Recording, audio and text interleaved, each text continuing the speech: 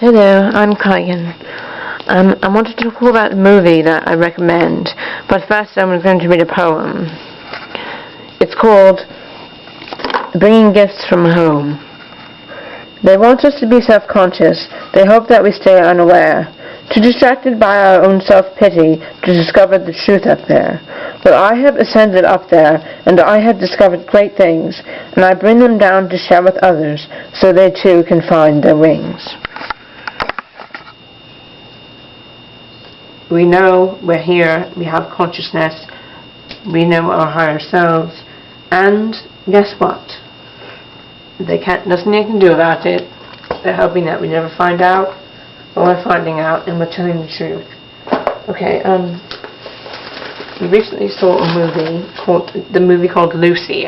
If you haven't seen it, I think you should see it.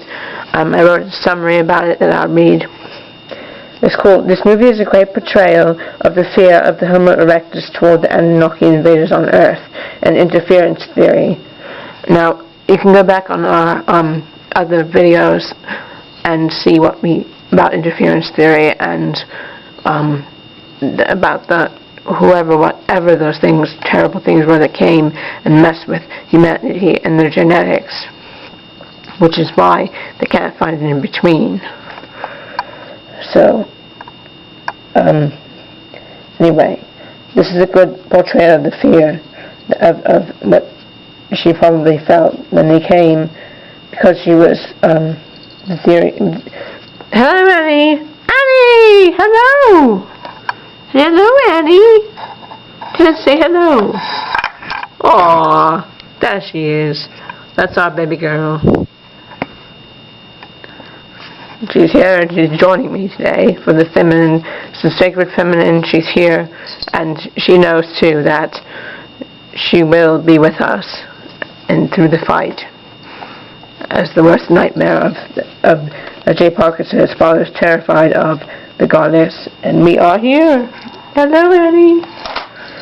Okay, back to the movie. The character Lucy is taken by people who don't speak her language and is implanted with a substance that can give her the ability to access 100% of her brain. Humans use 10% of their brain normally, and this fact should be something that humans ought to be concerned with. Why do they only use 10% of their brain? They consider themselves to be an intelligent species, and shouldn't they question why they do not access more of their brain?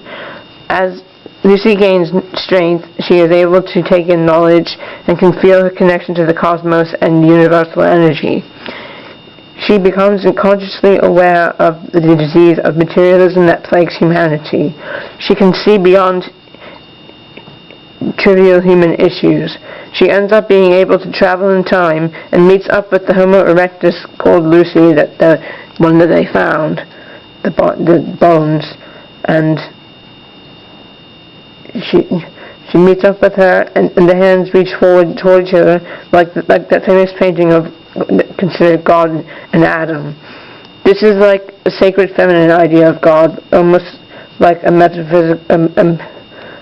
metaphorical experience where humanity travels back to a time before interference theory and tries to make it right and defend the frightened homo erectus and connect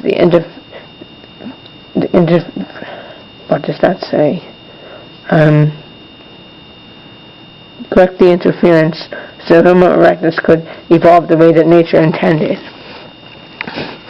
It really makes you wonder what could have been before they just came here and messed with what was already going on. The true Most High's project was going just fine until they came and messed with humanity. And that's where war comes from, and the monetary system, and all this stuff that's very just awful. And we're working towards a positive timeline.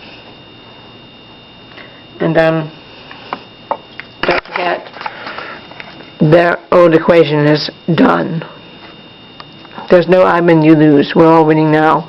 It's unity consciousness, and anybody that wants to stick to the catastrophic timeline is going to go down with it, because there is no catastrophic timeline anymore. we are working towards unity consciousness, and I think it's very important that we talk about human origins, because everybody deserves to know what really happened. And we don't know what really happened, but we're exploring what we know and sharing that. So hopefully you liked this episode. I'll see you next time.